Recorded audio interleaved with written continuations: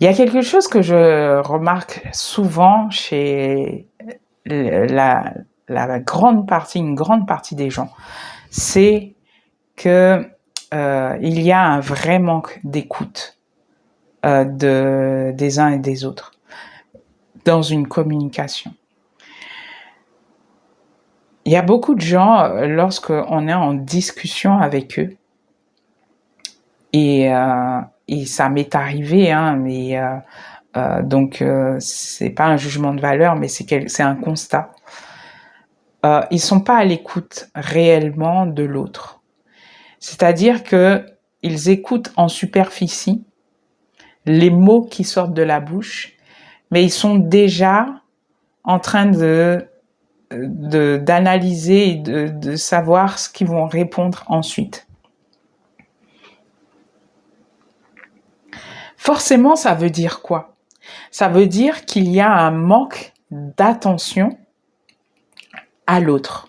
Il y a un manque d'attention à ce que communique l'autre, à ce que transmet l'autre.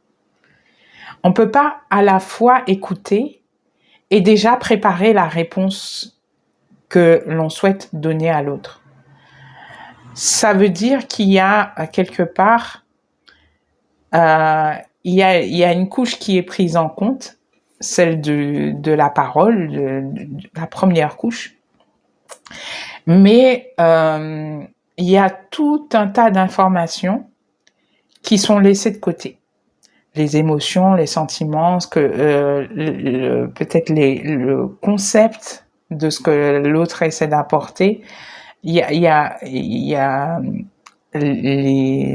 la visualisation, les images mentales, tout ce que ça peut créer, générer chez l'autre, les sentiments, tout ça.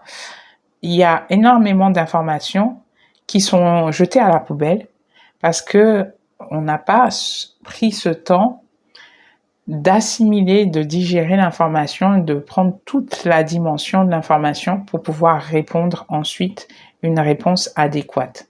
On est déjà en train de couper la parole parce qu'on a compris où est-ce que l'autre allait en venir et on veut répondre quelque chose parce qu'on est sûr on veut retourner l'attention vers nous, vers notre problème, notre solution, notre expérience et tout ça.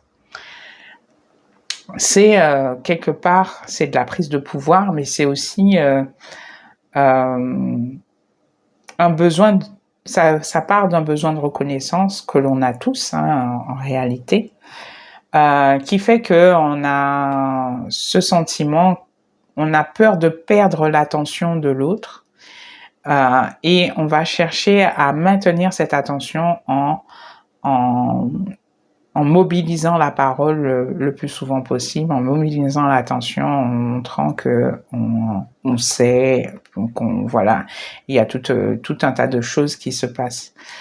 C'est intéressant, mais du coup, ça parle pas de communication en fait, en réalité. C'est une joute verbale, c'est un ping-pong verbal, et pour moi, ce n'est pas réellement communiquer.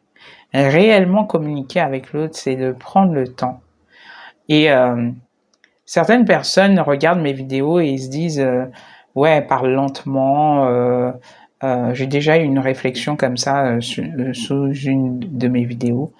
Si je parle lentement, c'est bien pour une chose. C'est parce que je pèse mes mots. Je fais attention à ce que je verbalise. Je parle pas dans le vent. La plupart du temps, ça m'arrive d'avoir des conversations superficielles, mais c'est très rare en réalité parce que c'est pas ma nature. Et donc quand je parle, mes mots sont chargés et même si j'hésite, même si je bafouille et tout ça, tout ce que je dis a une consistance et j'ai envie que ça soit compris à hauteur que je le partage. Et à travers mes mots, à travers ce que je partage, il y a toute une dimension qui est nourrissante pour ceux et celles qui l'écoutent. En tout cas, ce que j'essaie de partager. Et bien sûr, il y a des personnes qui jugent, mais il y a d'autres personnes qui apprécient vraiment cette lenteur, de pouvoir goûter mes mots, de pouvoir se les approprier, de pouvoir prendre la substance de tout ce qui est donné parce que c'est nourrissant pour eux. Et si vous aimez pas ça, vous avez rien à faire sur cette chaîne, j'ai envie de dire, c'est tout. Mais voilà. Mais pour moi, c'est ça, communiquer. Et quand on est avec l'autre, on a cette capacité à être à l'écoute de ce que dépose l'autre dans nos oreilles, de ce que la personne a envie de nous transmettre, elle a envie de nous partager. Et quand l'autre se sent pleinement écouté, elle peut à son tour écouter en retour. Et il y a un mouvement naturel qui se crée parce que l'un écoute l'autre et l'un répond ensuite quand l'autre a fini de parler, et il y a vraiment quelque chose qui se crée, qui est naturel, qui prend place et qui fait que l'un et l'autre se sent nourris et n'a pas peur de perdre l'attention de l'autre, ou parce qu'il sait qu'il a pleinement son attention. Donc c'est pour moi une forme d'acceptation, cette écoute, c'est une forme d'acceptation de l'autre dans toutes ses dimensions, dans toutes les dimensions de son être, et le fait d'accepter aussi de laisser la place pleinement à l'expression de l'autre pour pouvoir soi aussi, parce que l'autre est une partie de soi et l'autre fait partie de nous.